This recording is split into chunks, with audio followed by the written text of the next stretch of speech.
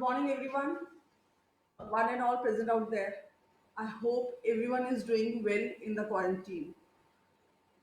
We are really blessed to have this quality time. Earlier, people were physically present, but mentally they used to be miles away. You can be now that person who is actually available 100%. The mind of us constantly creating thoughts. If we utilize that power in a proper direction, we can completely transform ourselves. The one ability we need to master ourselves is what to think and what not to think. Thinking can change the chemical composition of our blood. Thinking can make us happy or sad, success or failure. Thus, we need to focus on this art of learning. Most of the time, we don't even realize that we have that freedom in ourselves to control our thoughts. Our moods are not the subject of environment.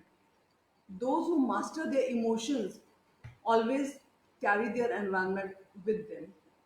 You might have realized this in day to day life. Sometimes you're getting bored with your favorite people.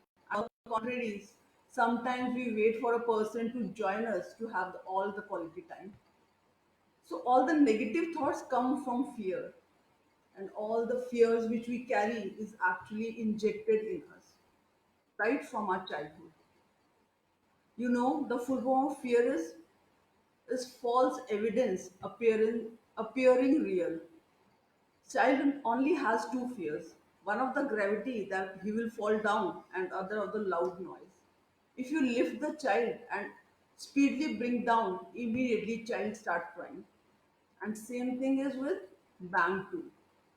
These are born fears. Apart from this, whatever the fears one is having actually injected.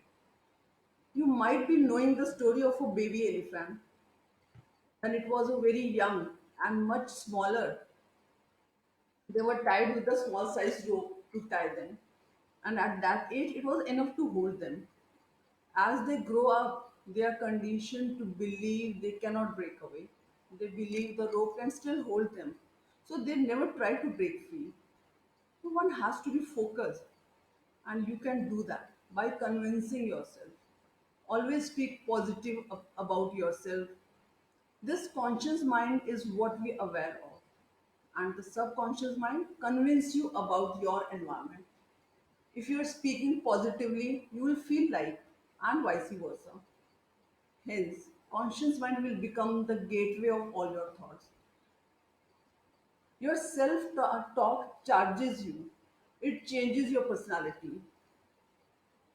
Is your self talk making you happy or it is giving you complexes? Just check it out. Consider a situation like this. There is a captain on the deck who can see, and there are those who cannot see it down, who actually depending on the faith of the captain. They do that what they have been told. Now it is the responsibility of the captain to give the right order, like step on the gas, press the brake, or whatever. Similarly, the conscious mind is aware this is harmful, this is good, this will help you in life, don't do this, and blah blah. And with this conscious mind, you are programming your subconscious mind. And unfortunately, we program a mind with the thoughts like, I can't do this, this is not me, I'm good for nothing, or maybe like that. This happens out of all the fears created by the environment, and subconscious mind becomes programmed. It creates attitude of being pessimist. So we need to work there. Keep yourself saying, yes, I can, I will, and I'm the best, and feel the difference. Study says genius is always a combination of 99% perspiration and 1% inspiration. So keep on trying what you always wanted to do, but never had a time for all those activities which are really not important in day to day life. This is high time, guys. Utilize it. I remember the story of a Kalidas. He was a grossly dull man. Once he was sitting on the same branch he was cutting, and there was a princess who was a great scholar. So for marriage, she laid a condition. I will only marry a person who can defeat me in the Shastra. The sculpture debate, big scholars came there and endeavored. She defeated everyone. The Pandits get annoyed and promised to teach her a lesson. Meanwhile, they came to know about Kalidas. They convinced him to get married to the princess only on the condition that he will not utter a single word.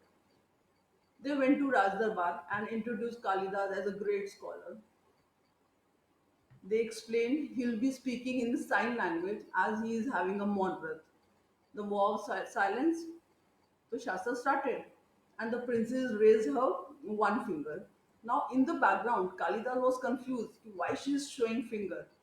So, out of the confusion, he raised two fingers. The princess surprisingly looked at the Pandits for the translation. Pandit asked, "What was your question?" So she said, "Ishwar ek hai." So Pandit answered, "He is saying Ishwar ek hai, but people are astic and nastic."